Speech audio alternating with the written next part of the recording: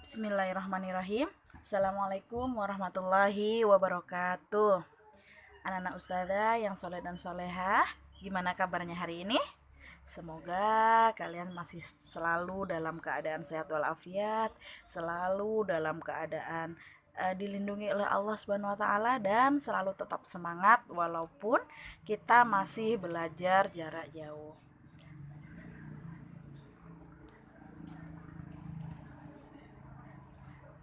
Oke, hari ini kita akan belajar tema 4 ya. Sehat itu penting. Tujuan pembelajaran kita pada hari ini adalah menjelaskan organ peredaran darah dan fungsinya pada manusia secara rinci. Kemudian menuliskan dan menggambar cara kerja peredaran darah pada hewan dengan tepat. Kemudian menyebutkan bagian-bagian dan ciri-ciri pantun dengan tepat. Yang keempat, menjelaskan ciri-ciri lagu bertangga nada mayor dan minor dengan benar.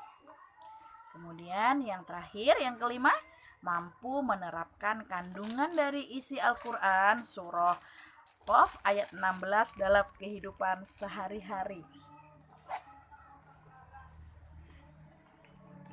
Ya, Al-Quran surah Qaf ayat 16 artinya, dan sesungguhnya kami telah menciptakan manusia dan mengetahui apa yang dibisikkan oleh hatinya, dan kami lebih dekat kepadanya daripada urat lehernya. Ya, ini menunjukkan relasi antara Allah Subhanahu wa taala dengan hambanya, sekaligus mengisyaratkan pentingnya pembuluh darah di leher dan hubungannya dengan jantung. Ya, kita akan masuk ke pembelajaran subtema 1. Hari ini kita akan belajar pembelajaran subtema 1, pembelajaran 1 dan 2. Ya, di subtema 1 kita akan belajar tentang peredaran darahku sehat. Organ peredaran darah pada manusia dan fungsinya. Yang pertama, mengalirnya darah yang dipompa oleh jantung di dalam tubuh disebut sistem peredaran darah. Sistem peredaran darah manusia tersusun atas jantung, pembuluh darah, dan darah. Ya, perhatikan ya gambarnya ya. Itu adalah gambar jantung dan ada anak panahnya itu nak ya. Nah, jantung itu berfungsi untuk memompa darah. Kemudian pembuluh darah itu berfungsi untuk menyalurkan darah.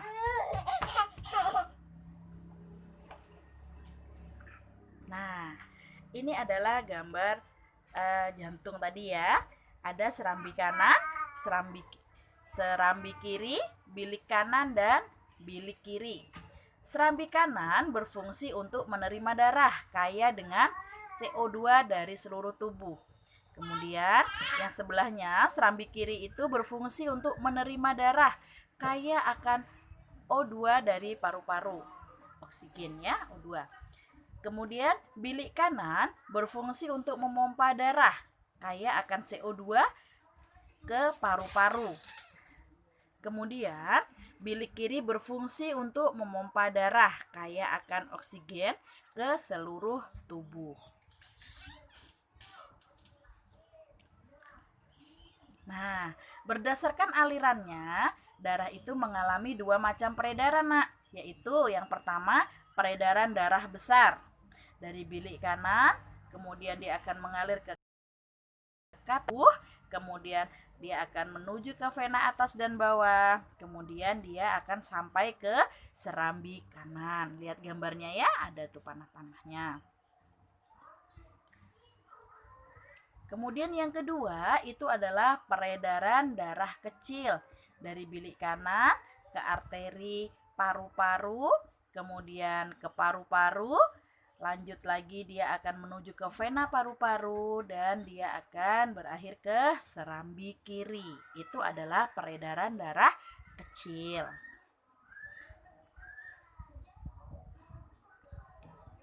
Kalau yang tadi kita pelajari adalah peredaran darah pada manusia, sekarang kita akan mempelajari tentang peredaran darah hewan dan fungsinya. Ya, perhatikan gambar itu adalah gambar serangga belalang ya, yaitu memiliki sistem peredaran darah terbuka. Serangga juga memiliki jantung dan pembuluh darah. Struktur jantung pada serangga masih sederhana sehingga disebut jantung pembuluh. Nah, kemudian pada hewan ikan. Hewan ikan itu dia memiliki sistem peredaran darah tertutup. Jantung ikan memiliki 2 ruang, yaitu satu serambi dan satu bilik.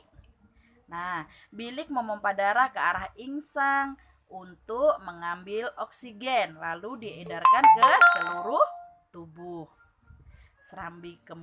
Serambi kemudian menerima CO2 dari seluruh tubuh. Itu adalah peredaran darah pada hewan ikan ya.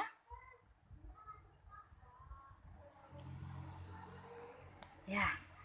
Anak ustazah ada tahu itu apa pantun? Ya, pantun adalah merupakan salah satu seni merangkai kata. Pantun dapat digunakan untuk mengungkapkan perasaan seseorang mengenai suatu kejadian atau peristiwa yang dialaminya. Pantun memiliki ciri khas sehingga berbeda dengan bentuk puisi lainnya. Coba kalian baca ini pantun berikut ya. Bermain di taman dengan akur, bersama teman naik jungkat-jungkit. Mari kawan kita bersyukur, menjaga kesehatan sebelum sakit. Ya, pantun itu terdiri atas sampiran dan isi. Yang 2 baris di atas itu dinamakan sampiran, kemudian 2 baris di bawah adalah isinya ya.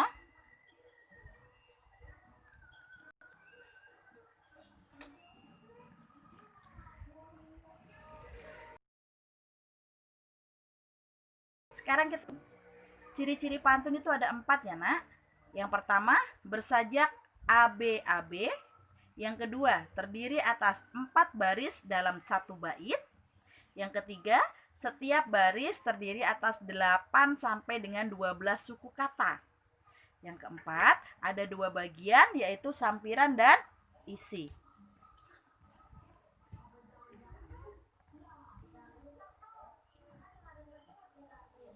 Setelah tadi kita belajar tentang puisi, kita akan mengingat kembali yaitu tangga nada mayor dan tangga nada minor. Perhatikan perbedaan lagu bertangga nada mayor dan minor. Ini kita sudah pelajari di tema 3 kemarin ya. Nah, lagu bertangga nada mayor itu dinyanyikan dengan riang gembira, dinyanyikan penuh semangat, biasanya diawali dan diakhiri dengan nada do atau C, memiliki pola interval 1 1 setengah 1 1 1 setengah. Itu adalah tangga lagu yang bertangga nada mayor. Kemudian lagu yang bertangga nada minor dinyanyikan dengan hikmat, bersifat sedih, biasanya diawali dan diakhiri dengan nada la, memiliki pola interval 1 setengah 1 1 setengah 1 1. Itu adalah perbedaan antara lagu bertangga nada mayor dan lagu bertangga nada minor.